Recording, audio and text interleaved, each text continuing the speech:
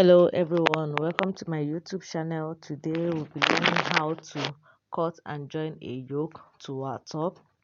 So first off, I always like to start with my full body measurement. So I'll first of all mark out the full body measurement, and in order for this video not to be too lengthy, I'll be making some of the processes on fast forward mode. So having done that, I will move over to impute our data. The bust span is 8 inches, so the 8 inches divided by 2, I'll be using 4 inches for that. So I'm cutting both the back and front pattern together. So I marked out 1 inches for the dart.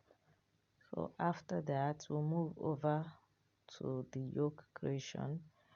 The chest line will be, for the yoke will be 6 inches. I'm using 6 inches. You can decide to use any inches that you prefer.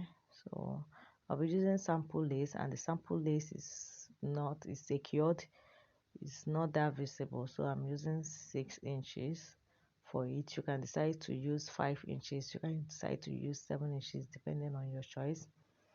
So having marked out the 6 inches, I'll be cutting it off from the material, and then I'll bring in the sample lace that I'll be using for the yoke. Here I haven't marked out 6 inches. I'm deducting half inches for it for the joining allowance. So here I've cut out the pieces, and then I'll bring in the material for the yoke.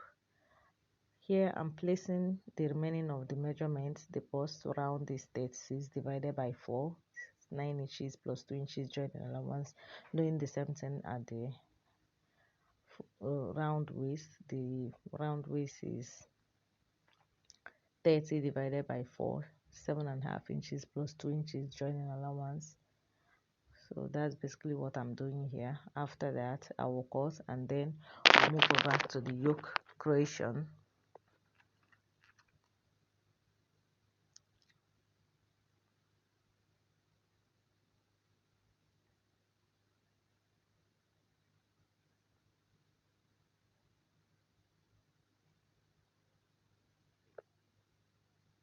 So this is how I normally do it. I'll place the material on top of the sample lace, then I will determine the length of the yoke, which is 6 inches. That is the normal length that will cut out from the material.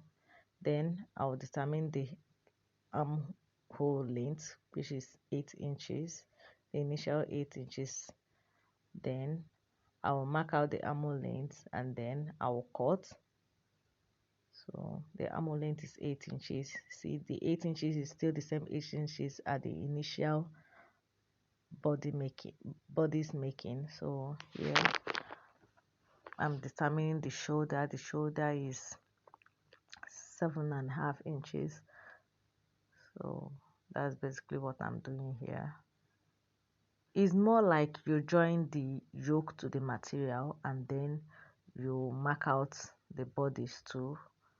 So just like that. Here I'm curving out the armhole. I didn't curve the armhole at the initial body's creation, so I'm doing it here. After that, I will cut and then move over to the neckline.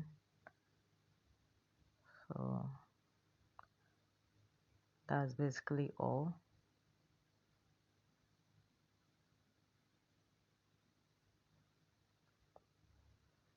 See the way I'm still placing that half-inch joining allowance on the sample lace.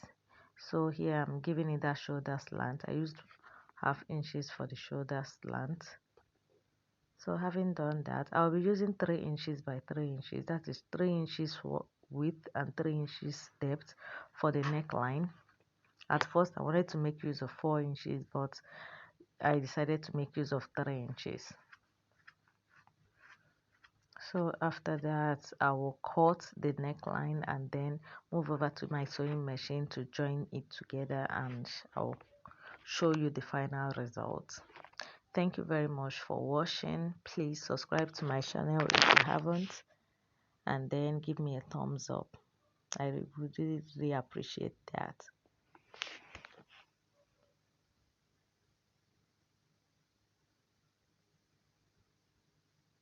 So here I'm carefully marking out the neckline so there won't be any mistake.